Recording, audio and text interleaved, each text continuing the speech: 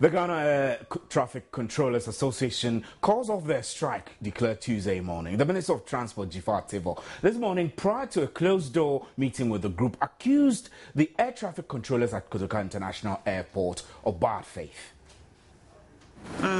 That's how I operate. I'm invited to my house. We had a discussion. I invited you to the office. So you can see that I'm working on your issues. The ministry is not just sitting down and concerned. So at least I expected you to wait for me as I requested, that I was going to be away for 1 week and that you should wait for me until I return. But you didn't show good faith because I called you on the 22nd when I knew I was going to travel on the 23rd. And you accepted to hold on. Now, the withdrawal services Tuesday compelled domestic airline operators to ground their flights, leaving many passengers stranded at the Accra, Kumasi, Tamale, Takoradi and Sunyani airports. But what is it with authorities that makes them wait till workers strike before taking action? My name is Stephen Anti, and this is today's big story.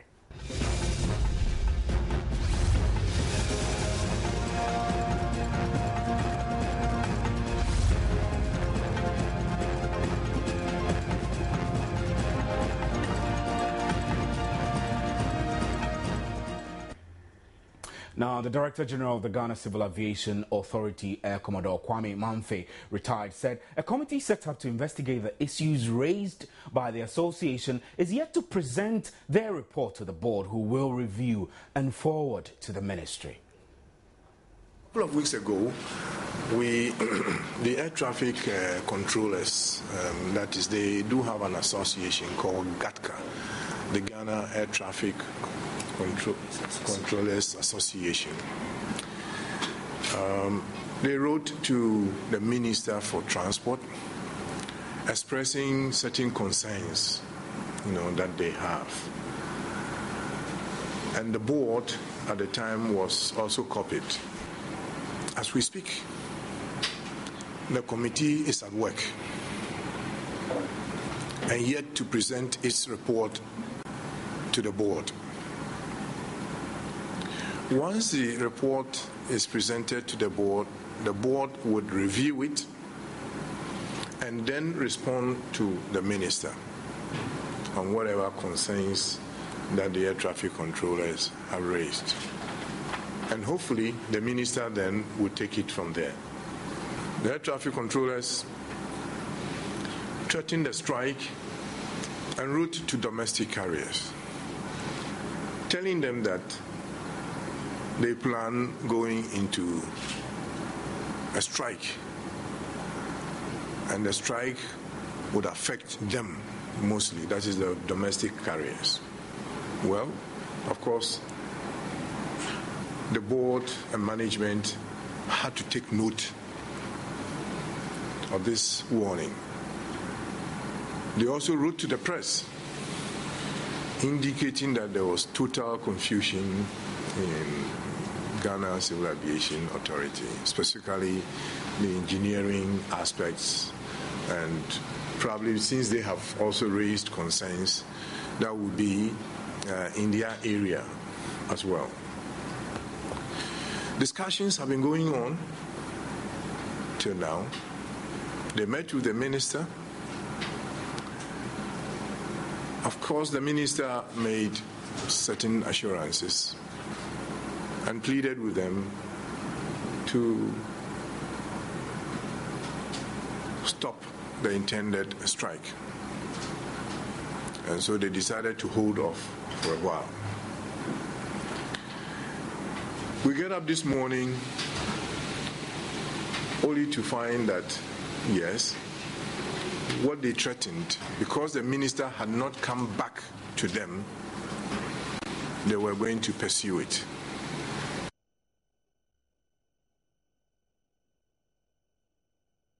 Well, we're now joined on the telephone line by Michael Kwapong Etiemo, who is president of the Ghana Air Traffic Controllers Association, and then also Senyor Ajabeng, who is managing consultant at CAS LLC, is also on the line. So, gentlemen, it's great to have you on today's big story. Thank you. So let me start with you, Michael. The minister is saying that is accusing you of bad faith. What's your reaction? Hello. Right. Mr. Kwapong Etiemo. Mr. Kwapong Etiemo, we are not hearing you clearly. If you could reposition yourself, I reckon your service is poor where you're speaking from. So if you could reposition yourself slightly, we could hear you better. Hello? Yes, I can hear you now. Okay. I don't think it's in bad faith in any way, because the deliberation with the minister has gone on for some time now. As far back as when he was giving the deputy, and a whole lot of issues, particularly the issues of FIR, the issues of DDG technical, which has been taken for 5 years, and then the coupling of the regulatory service from the air navigation service and some management concerns. It's been going on. And I believe you can remember about a month ago, we issued a statement to the domestic airlines that we want That's right. to go on strike here. And for another 1 month, with such issues still on board, there was nothing. She called us. The first time it started, we called her and she told us to hold on. We're going to sort it out. We should give her a week. But then we decided to give her up to the end of the month. Right. Mr. Tiemo, we're struggling hearing. I think we had bad quality line. So we'll drop your line and re-establish contact and see whether we can get a clearer line. And so we still have Senior Jabeng, managing consultant at CAS, on the line. We apologize for the cranky nature of the telephone lines. We'll still try and establish contact with Mr. Tiemo so that we can continue with our discussions. But Mr. Jabeng, if you're there, I mean, the minister is not very happy about the fact that previous arrangements or discussions with the association, the air controllers, she expressly asked them to wait while she travels or attends to other official duties for a week, and they went ahead to call a strike. Well, thank you very much. I think these relationship issues that normally should not come into the media domain because of the, hello? Yeah, I'm here, sir. I can hear you. Yes. So then often it ends up.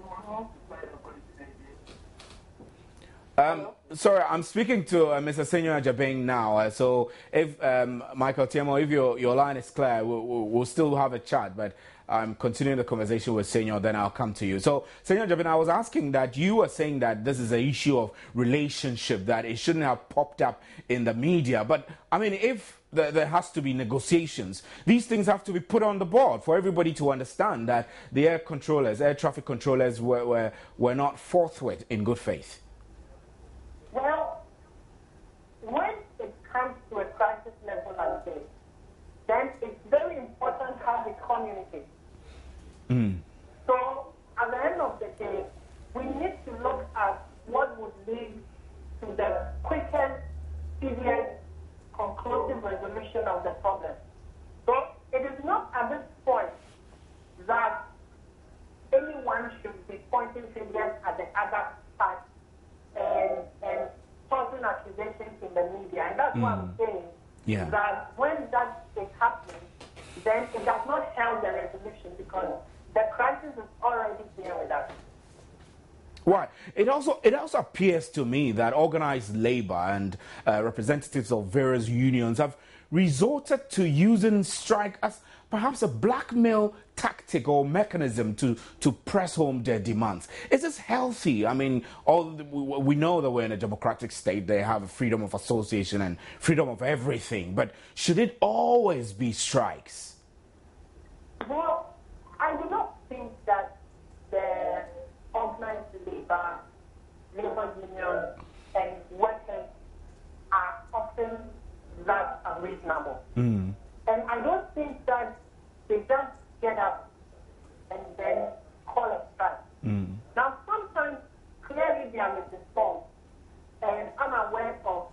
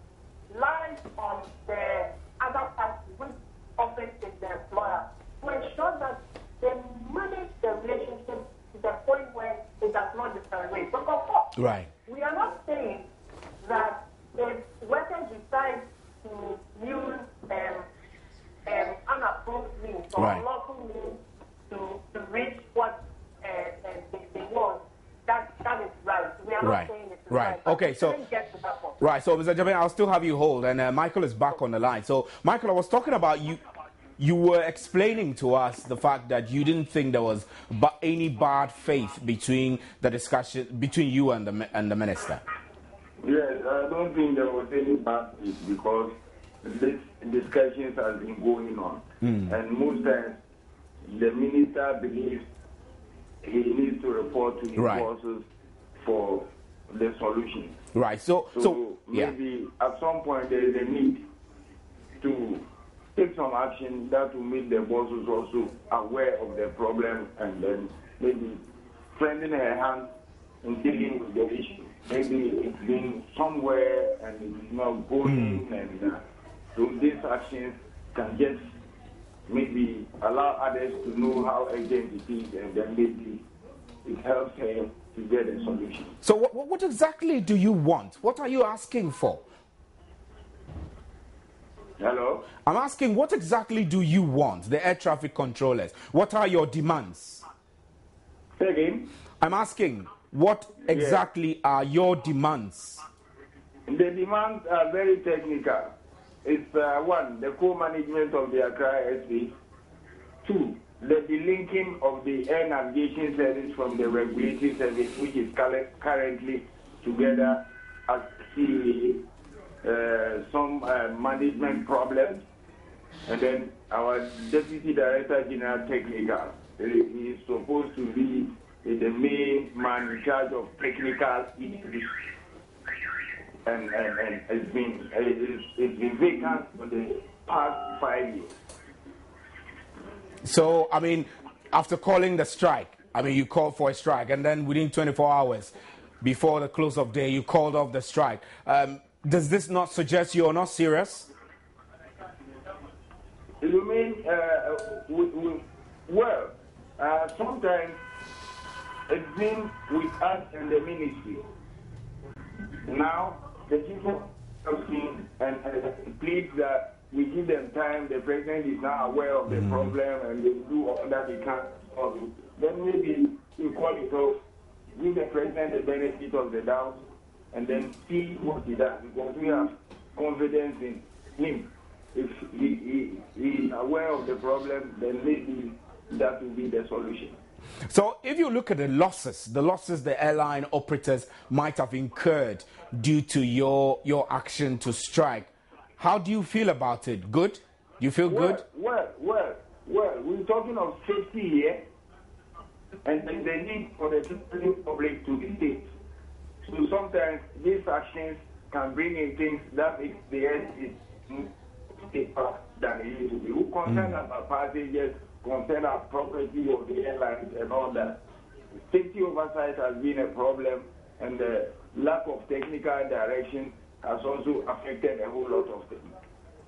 So were your arms twisted to call off the strike, or you're satisfied with the promises or the arrangements that were put in place? The first gentleman, by way of the chief of staff, has indicated to us that he's now got to know about the problem and he's going to do everything he can to get the problem solved. So I believe this is no arm twisting.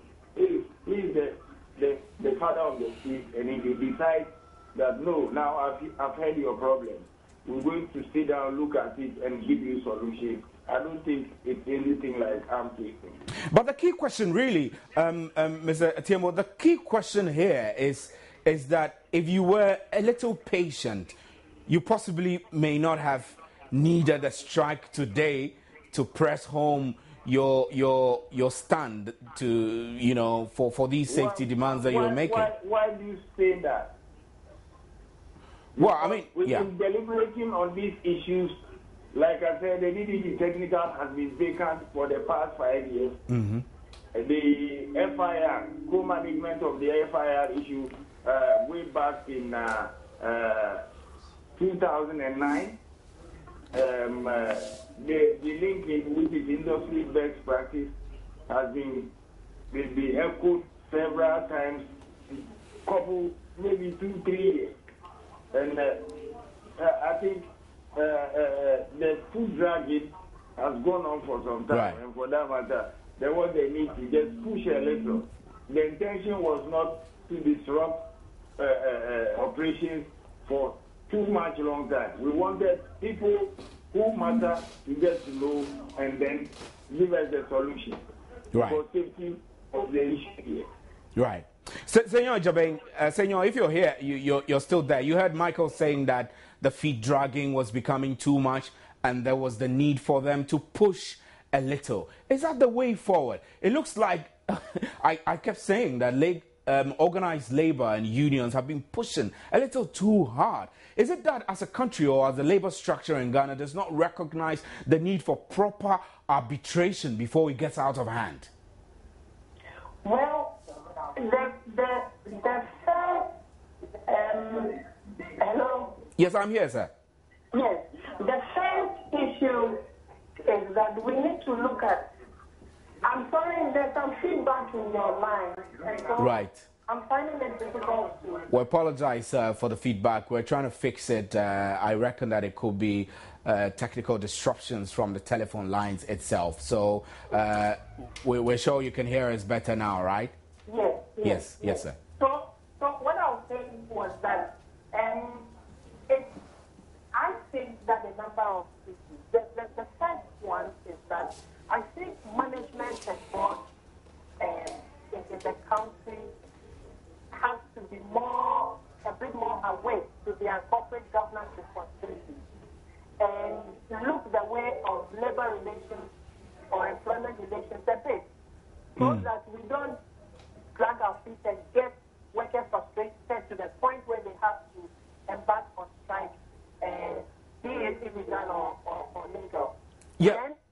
Secondly, I think that workers and employers, in handling their relationships, should know that it is often difficult to deal with each other when there are disagreements. So third party experts must be brought into the picture to help them manage their relationship.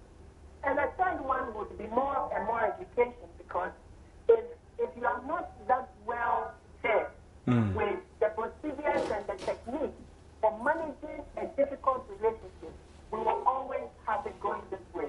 So I think that these three processes may help to avert some of these unfortunate circumstances. So you obviously are not condemning the strike. I mean, seeing that it's a strike which just lasted barely 24 hours and it was called off. Was it necessary at all?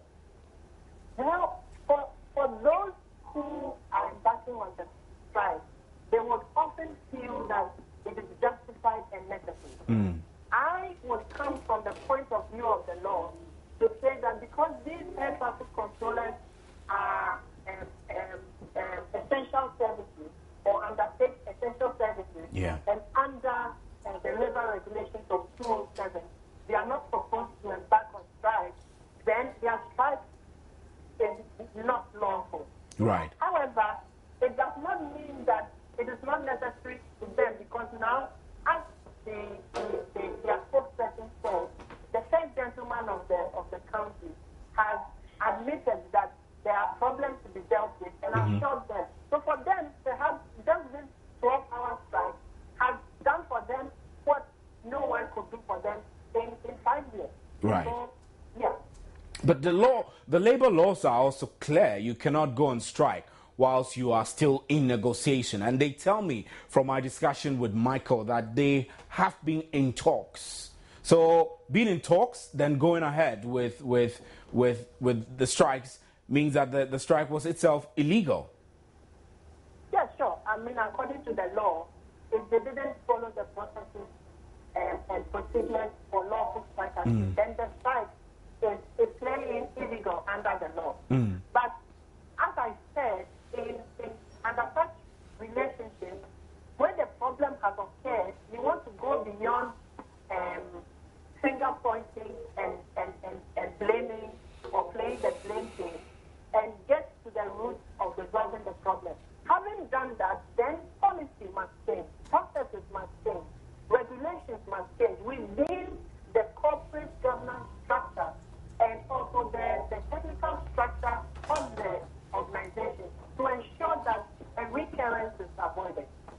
Right, so Michael is still on. So, Michael, Mr. TMO, if you can hear me, Mr. Japan, who is a labor consultant, managing consultant at CAS LLC, is saying that regulations and policies must change.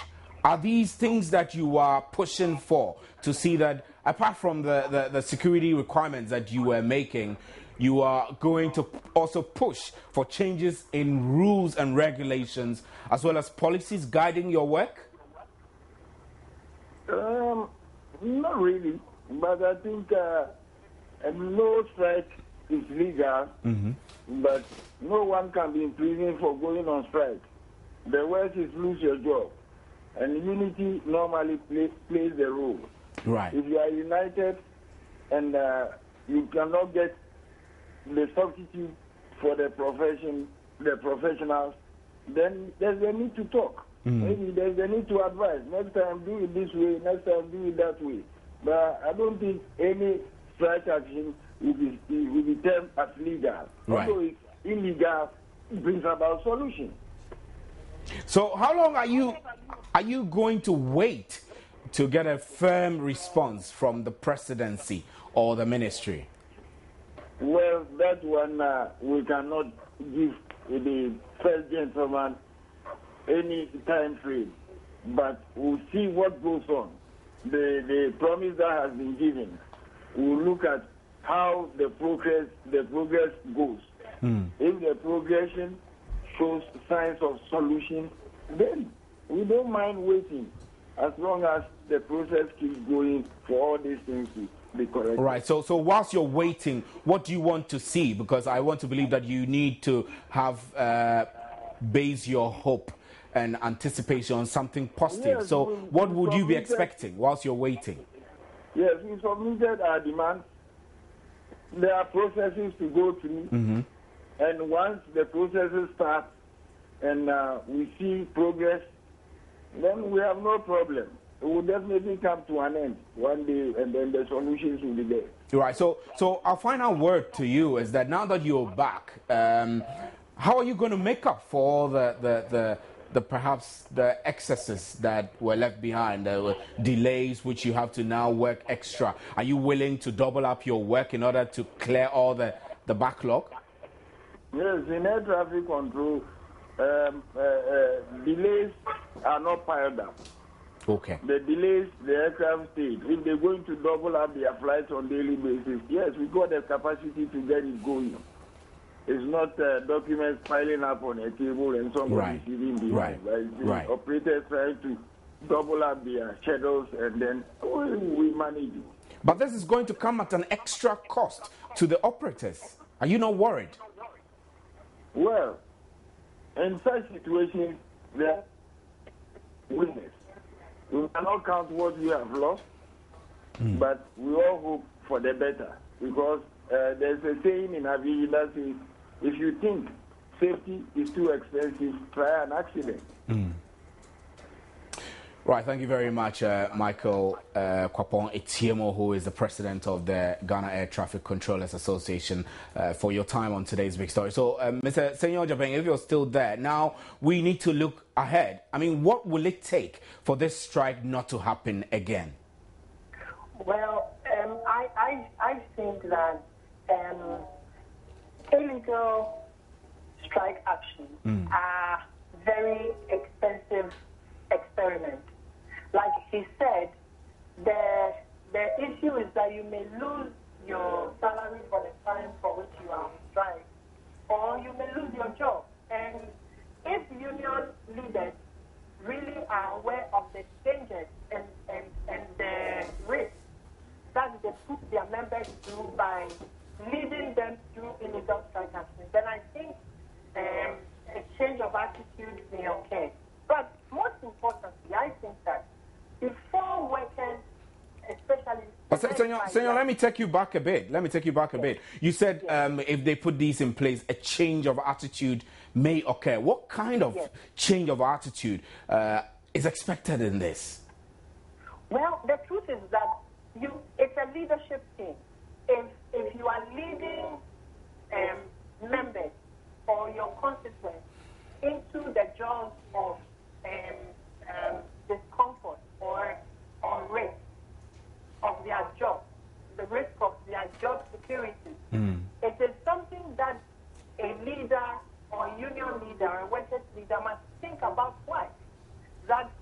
action that is being taken may risk the work of the workforce or followers, because they may end up losing their jobs. So I think that when they think about it that way, they see the ramifications as, more grander than the notion that, well, we are united, so no such action can be taken against us. It's a very, very serious risk that union leaders put their members through.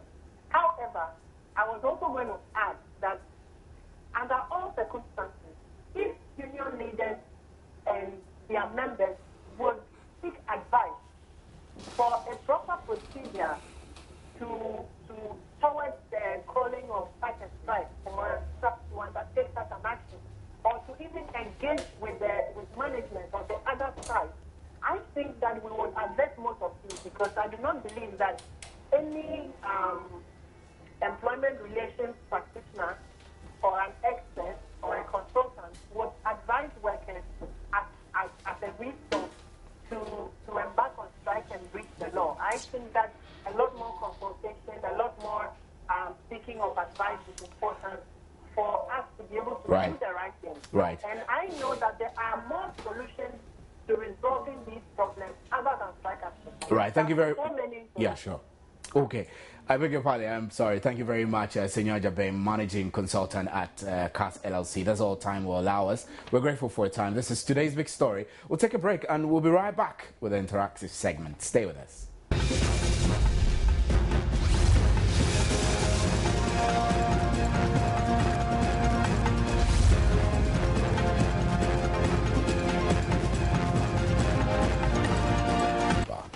We're looking at that 6-year-old child who has been denied education. Okay. And we're trying to... What's new about it now? We're looking at it and seeing how people feel about it. Is this fair that for the fact that she cannot walk, because of that she cannot also learn, she should be given the opportunity, but, well, the headmistress says it can never be. So we are looking at that one. Okay, let's hear you then. Thank you, Steve. Welcome to another edition of JN Interactive.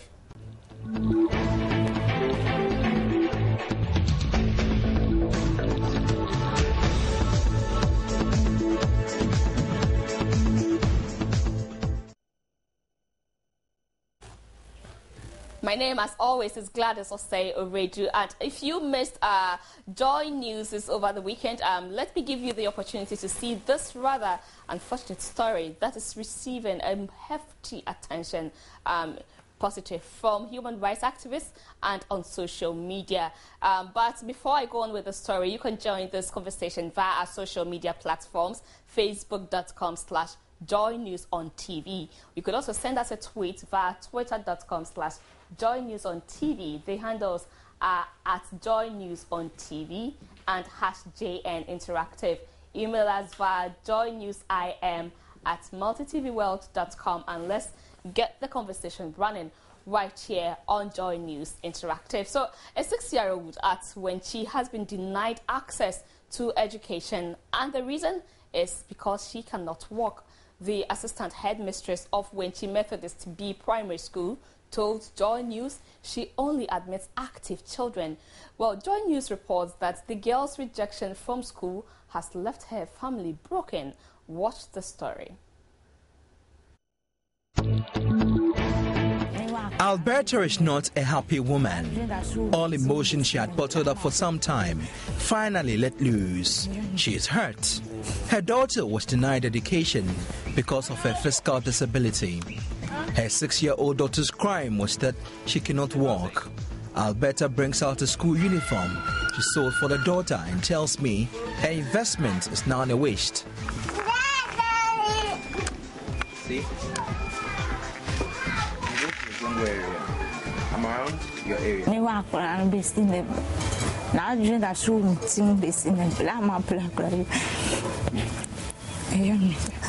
Uniform I know from me one. We followed up at the Methodist B Primary School in Wenchi to get a reaction from the school. The teachers confirmed they indeed denied the girl admission. The assistant headmistress also confirmed the child was not admitted because she could not walk. She gave many reasons why the child could not be admitted. He can't sit for a long time, and he can't hold anything to look at. Let me see. He can't hold a pencil, a chalk, and anything to write. And he has got a hand, but we have a hand which can hold something. The hand cannot hold a chalk, cannot hold a pencil, a chalk. Now that I've seen that, I haven't seen her, and I don't know anything about her. Yeah. Black. The child has never been to, no, she can't stand. Hey, no, but if she can't stand, how can you admit her in this public school? No, she has to attend a special school. I think Bechem or no, Bechem is for people a deaf school. Yeah, but the child is not in the deaf school. So why do you take the child to a deaf school? When the child, is it because the child cannot walk? If he cannot work, how can he come to school? He wants children who are active. He can play, he can do other active things. No. And talk. Can this girl, if I have to speak, pronounce something on the word, how can he pronounce? But Mabna crawls to join other children and actively plays with them. She keeps a smile, caring less about the discrimination around her. For now, the girl is out of school, but she's enthusiastic to join other children. Article 25 of Ghana's Constitution grants children the right to education. Section 8 of the Children's Act also states that no child should be denied access to education, a right Mabna is seeking to enjoy.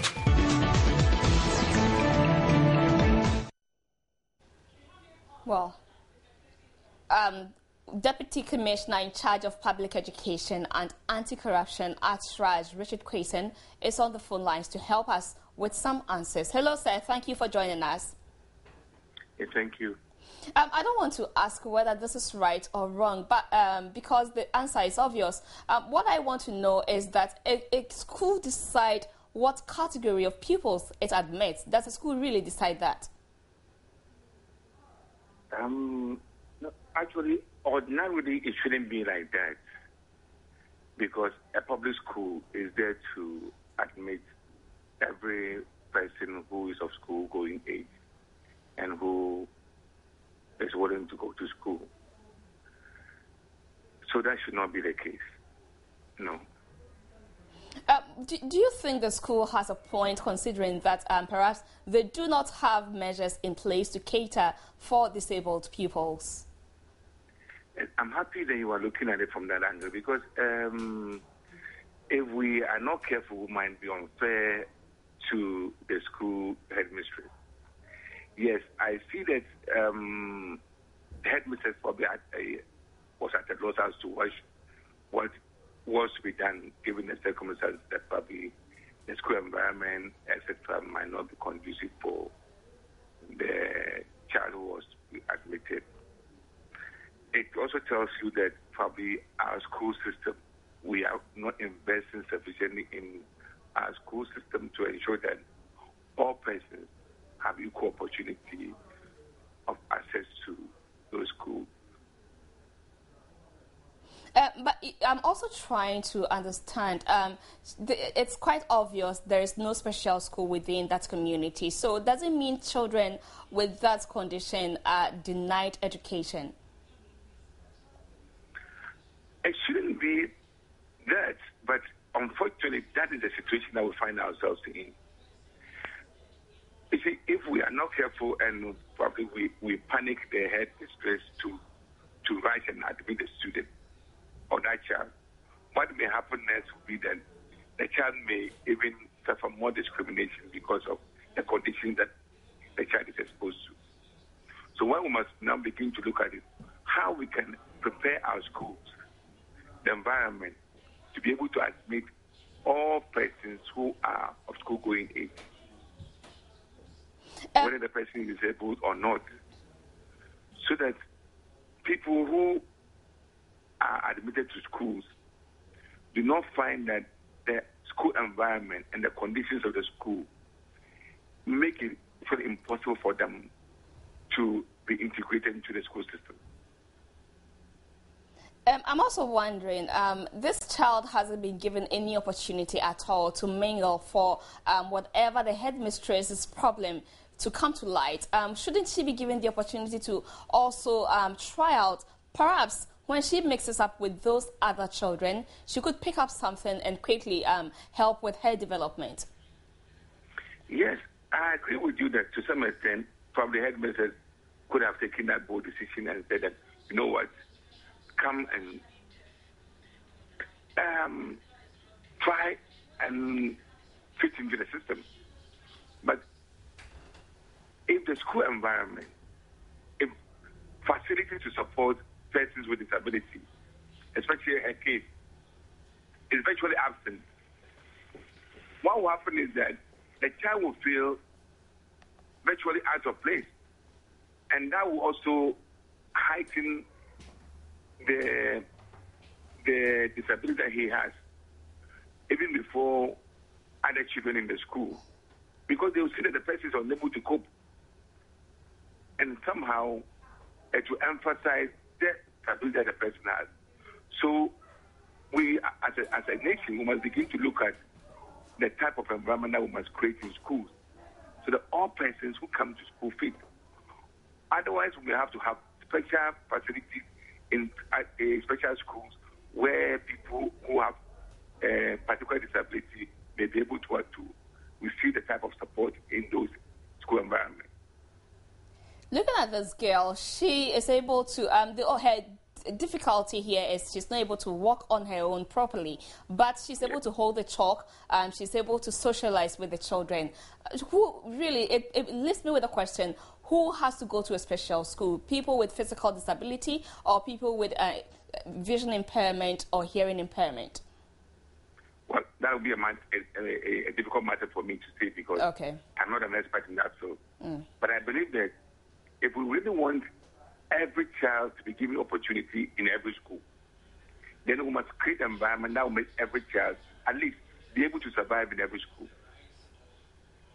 Otherwise, then we may have to have a system in place where people who have severe physical impairment or disability may be able to receive support within that school environment.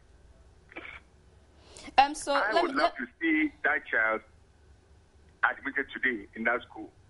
But it appears to me that after the admission, the child will struggle because we have not created an environment for that child to be able to thrive in that school environment.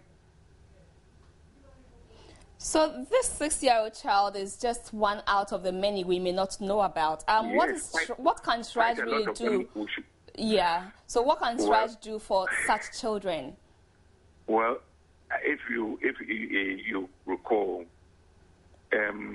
for about 6 years now, in almost all our State of Human Rights reports, we have called attention of the duty bearer, which is government and Ministry of Education, etc., to begin to look critically at the environment for schools, especially in the face of the FQ, the pre-compulsory universal basic education.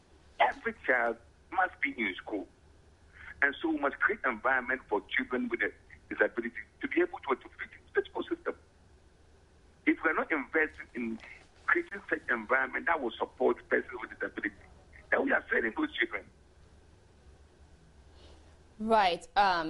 Mr. Quayson, we are so grateful for your time, for talking to us here on JN Interactive. So we have been talking to the Deputy Commissioner in charge of Public Education and Anti-Corruption at Sraj, Richard Quayson, who has been helping us with some answers to that child who has been denied right to education, her fault, her physical disability.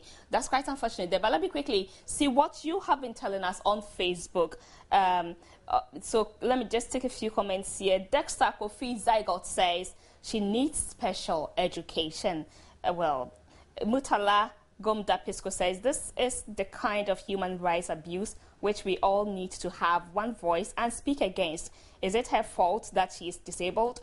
Where in our constitution is it forbidden to admit inactive students to our institutions? We have to be serious and make our institutions work in all respects. Come to think of it, where is the correlation between not able to walk and being deaf, that you will send a disabled person to a deaf school? God knows, Billy says, it is unfortunate, but I believe they have a special school for the disabled. Well, Kofi Owusi-Mensah says, if she cannot walk, does it mean that she should be sent to school for the deaf? Education is a right. Des Simon says, no, this is not right on the part of the headmistress. Bright Valiant says, I don't think the woman went through training, or she doesn't have children. This woman have to be wider, and also, well, your shorthand is hard to read. Michael Stewart says, this is ridiculous. Bakari Gideon says, pure abuse of human rights. The child is bound by a constitutional right, which is the right to education. This pure act of negligence by the assistant headmistress should be discouraged. Let me quickly take the last one. Emmanuel Abwaji says, I think they are denying the young girls' rights to education, and it's not fair. Right, quickly, let's also see what some of you have been saying on WhatsApp. So on WhatsApp, we have Ohiniba Richie, who says, this is pathetic. If the headmistress was the president of Ghana, would she have made the current minister for chieftaincy a minister? Why the headmistress must be sacked? Well, that's a good point there. Bobza Samini says, this is totally embarrassing. Denying a child's right from education just because he or she is physically challenged is absolutely bullshit. Well, you made me say that. If Kwesi Danka says, I think she's a pupil's teacher. Well, if she had good training, she would understand that child also deserves the right to education. Nuapa Godno says, it is unfortunate, but I believe they have a special school. Okay, thank you, God knows. I took this on Facebook.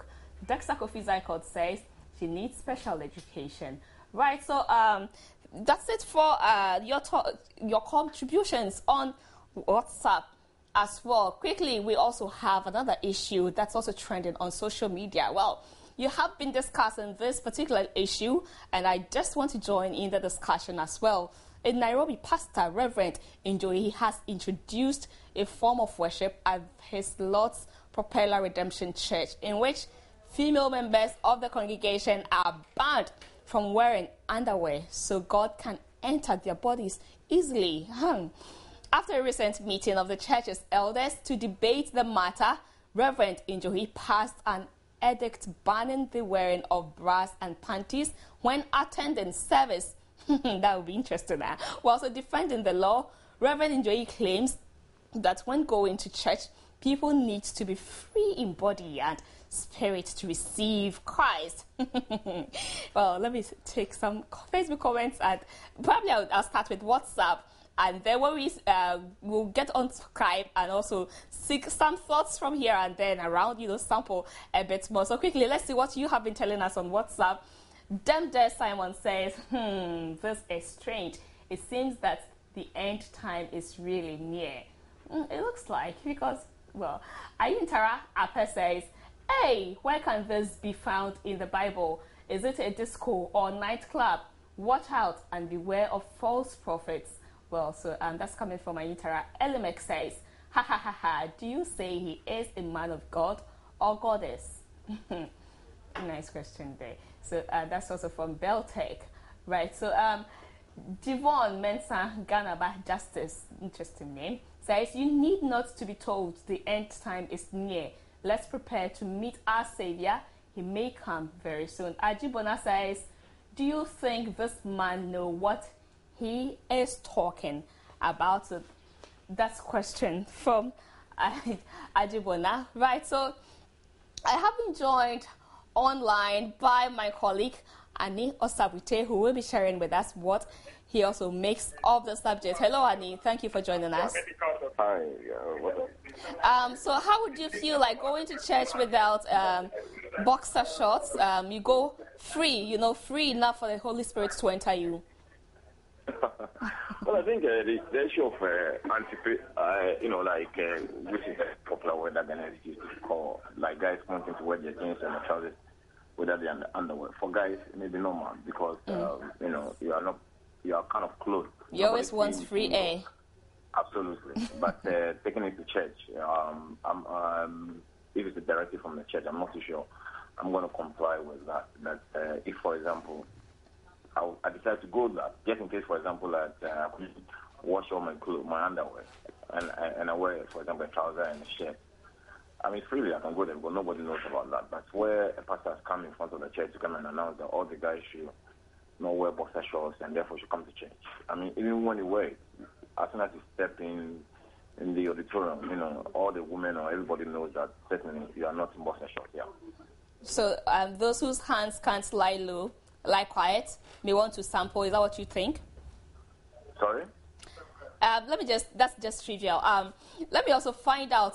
So how does it feel like when you know that a lady seated next to you in church is not wearing any bra, no underwear, she's just wearing the dress you see in her wear? So the slightest mistake you hit against other things. Well, I think your mind, your thought alone, will betray you. For example, I'm sitting next to a lady I know for sure that is not in underwear. I'll be tempted to, drop my pen and pick it from the floor with the intention that I want to look at what is in between her legs. As a human being, you get that attraction. So, you will not even be in a position to focus on the word of God. All sort of things will happen. I may intentionally drop my pen, I may intentionally drop my Bible or whatever. And things can happen. So that one, you can't really escape that. Well, so if you are a member of the congregation, would you obey that instruction and always look forward to going to church? Not at all. I mean, I think it's simple. It doesn't comply with my Bible teachings, and therefore I will not. I'll disregard it right from the onset. Right, Adi, thank you so much for sharing your thoughts with us. Quickly, we also have been joined online by Reverend Dr. Kwabena Opinifrempon. He is the Christian Council head. Thank you very, Reverend, for joining us. Thank you, my sister. Is this an indication that the end times are here? Please come again. Is this an indication that the end times are here? Oh, that the end times are here. Yes, my sister. Like Jesus promised us. Yes, some of the things we are reading and hearing, they all affirm that we are in there. I see, but as a reverend minister, what do you really make of that? That he says that the Holy Spirit will have to enter the body free, so they must be loosened up so the Spirit really can enter them freely. Let me say that this Kenya story, we have some friends in Kenya Christian Council of Church. We've asked them to update us what the story actually is. I'm yet to get the details from, so I want to be very careful how I come into the specifics about this particular Kenya story. But I will admit that even without going to Kenya, we have such challenges in our own country. There are charlatans in the church, in religion, and we must all be careful. You see, my sister, religion or faith doesn't take away reason from us. That's the first thing we must all know. The mere fact that I'm a person of faith, a religious person, doesn't take away critical thinking, reasoning from me, so that I must be able to take responsibility of my life and my action. It shouldn't happen. So-called spiritual man of God, woman of God, just give me orders, and I take them because I can't just reason through. Now, I must say, we have some sects. Now, sect can be the philosophy of somebody. Now, you can have a situation where somebody will just have some understandings that is what religion to look like. In that case, if doing that, you do what everybody in there will want to do. But if you talk about Christianity, Christianity has some universal truth. In fact, even prophecy, Bible says that we must examine it. The mere fact that somebody wakes up and starts prophesying, I should not just swallow. I must examine it, scrutinize. Now, if you read the Bible, when it comes to dressing, key words are decency and moderation. So if I go to church and so-called whether Pentecostal, charismatic, whatever pastor walks to me and says that I am a man of God, and next time when you are coming to church, for the Holy Spirit to enter you, dress this way, you must ask yourself, and the Bible you read, how and where is that person getting the wisdom? Exactly and the question I was going to ask you, that where in the Bible do we have anything concerning that the Spirit will have to enter you, so you must be wearing something loose to allow the Spirit to enter you? That is it. But like I said earlier on, we still want our friends in Kenya to give us the details. But even without anything, you see, if you belong to a set, my sister, let me tell you, elsewhere, in fact, sometimes in this country, even such things do happen. Group of people, friends, can have what else would they call sex party. They ask anybody who is coming how to dress, don't dress anything. You walk into the room, you undress. So funny things do happen. But if we are talking about a church, it should not be the ideas, the whims and caprices of any one person. Church should make us enlightened. Being a Christian or being a religious person, like I said earlier on, should not take away the power of reasoning. To the extent that if somebody gives me even instruction, there's one instruction must have a basis. Now, if we are talking about Bible and not a sect, now this is what we want to be very clear about. Sometimes people do things and we think they are churches. Sure. But sometimes those people are not churches at all. They are sects. Okay. The two look alike. They are not the same. Okay. I can have some decisions. I'll come out with my own rules and ask who associates with me, apply those rules. You see, in that case, state of reference is not the Bible, it's me. Okay. But in this particular instance, if we are talking about the Bible, that is Christianity, then Jesus, even the prodigal son, to be, bring the proof, better ones. In the present, Paul will tell you in 1 Timothy chapter 2, verse 9, that we must even be decently dressed. Now, where on earth can a lady who has dressed without undies that decently? And why only the women? Why not the men? Why not the men also to come to church naked? Exactly. So sometimes these are the abuses even women suffer in the name of this so-called holy men of God. But we must all be wise. Right. Thank you very much, Reverend Dr. Opuni Frimpong, for sharing your thoughts with us concerning women going to church without underwear, so they are loose. And now quickly, let me take a few Facebook comments before we leave you. So Abdul Razak Ramadan says, well, he may be right, but I'm wondering which part of the men will God pass into their body? He should come clear. Maybe the men too should not wear anything, including him, the pastor. Herbert Echampon says, weird. Indomitable says, what a false prophet. Stop disgrace, and men of God, we need a break. This mere craziness. And Oscar says, diabolic pastor. Whilst Idrisu Alafisa says, childish. So we are so grateful once again for your contribution on JN Interactive. This is where I draw the curtain. Steve? Yeah, so Gladys, at News at 8, a huge pile of garbage that's being left unattended near the Agbogboloshi market in Accra has now blocked one lane of the road there. That's a story we'll bring you on News at 8. This is what I want to expect.